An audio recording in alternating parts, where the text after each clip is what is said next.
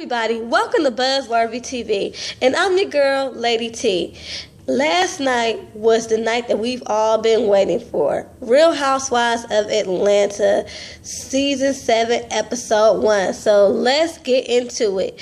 The episode opens up with Nene preparing for her Las Vegas debut. You know, she is working with Cirque du Soleil, and she's going to be emceeing a kind of risque review. You know, she's talking about how she's not really, uncomfortable with the nude aspect of the show, but she's kind of uncomfortable with being so openly sexual on stage. Well, anyway, that's neither here nor there. I really wasn't interested, but, go ahead, Nene, you're getting your coin. Not mad at you. Then after that, we move on to Todd and Candy. They's married now, y'all. So they're preparing for Todd's daughter to move in with them. And as they're preparing for her to move in, they get on, the subject of what he wants to do for her as far as, what his expectations for her are. And he says he wants to teach her how to drive. He wants to instill, some values, teach her how to drive, possibly, getting her an opportunity to get a job or maybe go to school. And, this brings up another issue with them because, he brings up to Candy that, hey, you tend to kind of spoil Riley, and I'm not necessarily going to be doing that with my daughter. She's going to have to earn what she gets other than just it being given to her, kind of like how you do with Riley. They agree that they're going to have to meet a common ground because, now they are parents to two children and they don't want one to feel more, slighted than the other. So they're going to come to a common ground on how they deal with things with the kids. Then, y'all, you already know this episode was majority about Phaedra and Apollo and his conviction. So it moves on to the day of Apollo's conviction. And it first starts off with us seeing Phaedra, in a hotel room with her sons and her mother coming to the door. And, her mother just basically asks her, how are you holding up? And she's saying, as well as to be expected. I'm just trying to protect my children. I left the house because I didn't want them to be around, the paparazzi. I didn't want them to, be tainted basically by what's going on. So she's basically staying away to protect her children. And then we go to Apollo. Apollo gets in a confessional. He's just whining like, she abandoned me. I'm all alone. And we were supposed to be in this together. She's my wife. She took my kids away, and I needed her on the most important day of my life. I might not even come home. And to be honest, I feel Apollo. I feel the fact that what he's saying is that, good or bad, you want the people in your life that love you to show you some type of support, whether they agree with your actions or not. And he just expected her to be there. But then again, I also feel as though there's a lot going on that we don't see. Like a lot of stuff, even the stuff that we did see on camera last season was just the surface. I feel that it was so much going on, which makes her not be as supportive as she could be. And on top of that, Apollo, this is not your first time going to jail. Actually going to jail for the same crime. So it's like you don't learn. Now you get kids involved. So she has no sympathy for you. And then, Apollo talks to his brother. His brother comes in there, was like, wow, I only saw your car in the driveway. Where is everybody at? And he's basically saying, I'm flying solo. She's not coming. And his brother basically says, I don't agree with what you did, but I'm here for you. Then after that, we go on to Cynthia and Kenya. Kenya has been gone. She supposedly traveled around the world. So Cynthia goes over to her house and, just checks up with her. Kenya says she had to get away because she felt humiliated, after the fight with her and Portia. Well, actually, I'm not even going to call it a fight. When Portia beat that ass, let me make that clear. Well, you know what? She dragged that ass. She literally dragged that ass. So, she's still embarrassed about that whole situation. And she basically cries to Cynthia about how she feels as though all the girls hate her and that, it was just so embarrassing that everybody took Portia's side. And, Cynthia's like, yeah, I agree, you're right. If it was anybody else, if it was Nene getting attacked, they would have rushed over to Nene and not Portia. If it was Candy getting attacked, they would have rushed over to Candy and not Portia. And this is what I think. First of all, Cynthia, I'm going to need you to get out of everybody's ass. It just seems like you went from being up Nene's ass to now you're going to be up Kenya's ass.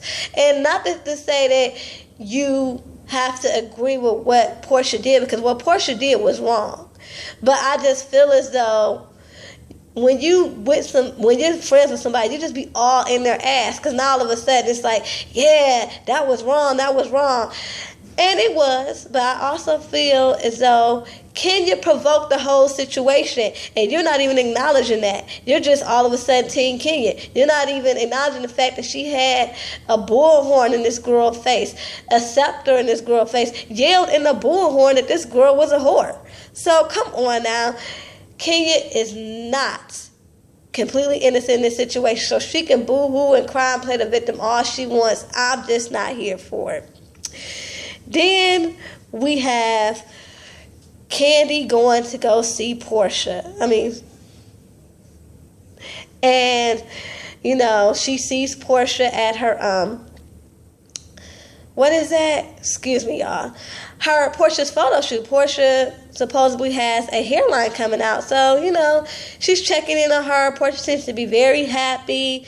They talking about, the Kenya situation. Again, I don't know why they're still talking about it. It happened months ago. But however the case, she tells Candy basically, I just got arrested. I took my little mug shot. And that was basically it. It's done and over with. She's like, I'm moving on. So then we move on to the aftermath of the sentencing. It's all over, social media, all over the news that Apollo got 5 years. No, sorry, excuse me, y'all, 8 years. So everyone's talking about how he got 8 years. Cynthia and Peter talk, and Peter tells Cynthia, that Phaedra didn't go. Cynthia's like, I can't believe she didn't go. Candy and Todd are talking about it. Todd asked Candy, has she talked to Phaedra? And Candy's like, I'm not going to, violate her trust. I'm her friend. So whatever's going on between them, I'm letting them handle it.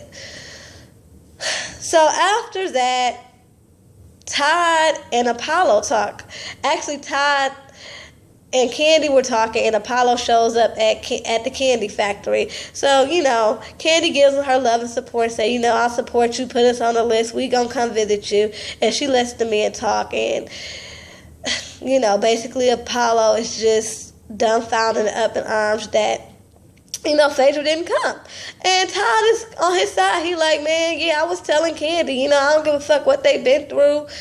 She should have been there. So they had a little bromance and they had a little talk or whatever. Look, if y'all expecting some sympathy for Apollo or Kenya on this video, y'all came to the wrong place. I don't feel sorry for Kenya. She provoked Portia, so if she gonna keep crying about how she was attacked this whole season, I'm not here for that. Apollo, you knew what you were doing. You're a repeat offender. You got kids now. You should have thought about that. I don't have no sympathy for you or how Phaedra's treating you. I really don't care. So anyway, then we move on to Cynthia and Peter. Peter comes up to, the Bailey agency. They have lunch, and he tells her that he wants to open up another Bar One because, the original Bar One got foreclosed due to the landlord not paying the mortgage. So he wants to open up another Bar One in North Carolina, actually Charlotte, North Carolina. He wants Cynthia to be a partner. She's like, well, give me some more information and let me think about it. So they're possibly going to be in business together. I don't know how I feel about that, because it seems like Peter has good ideas, but he does not know how to make a successful business. Like, he has the great idea, but he don't know how to make those ideas successful, I should say.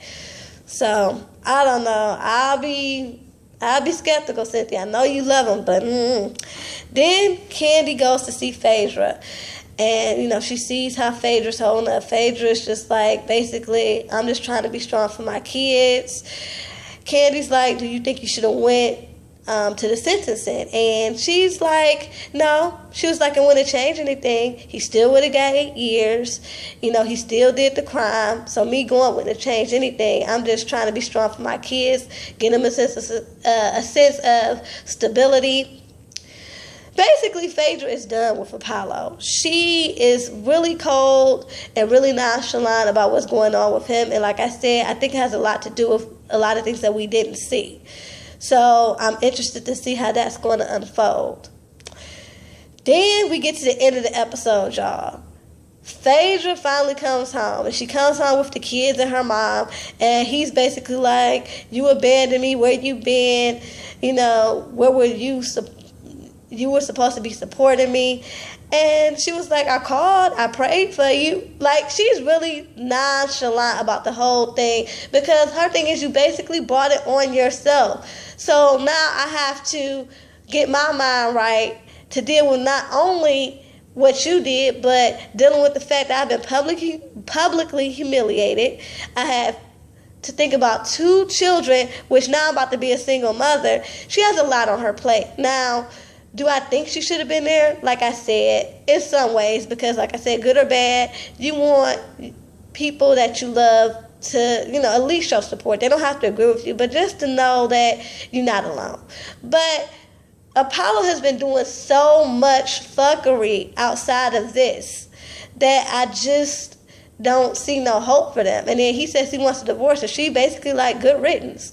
I think she basically had already checked out. And I think him getting arrested and convicted of a crime, I think that was just trying to brought the camel's back. And then he comes at her too, talking about, I had to do it. You didn't give me any money. You expected me to keep up with the lifestyle that you become accustomed to, and you knew I was fresh out of jail. Just basically turning around, making himself the victim. Y'all, I can't with Apollo. I can't with his whining. I can't with his, I'm not a bad guy. I don't think he's a bad guy, but I need him to take responsibility. Well, anyway, y'all, that's it for the episode. Until next time, y'all. Peace and love. Oh, y'all, before I forget, shout out to my girl, That Ghetto View. She's been going through some things. She just got out of surgery. So glad everything went well. But, y'all, check her out, That Ghetto View. THA, not THE, get it right. Shout out to It Forest Rocks, Ashley Miller, James Caldwell, Mr. Still Standing, Justin J. 1232. Anyway, y'all, peace.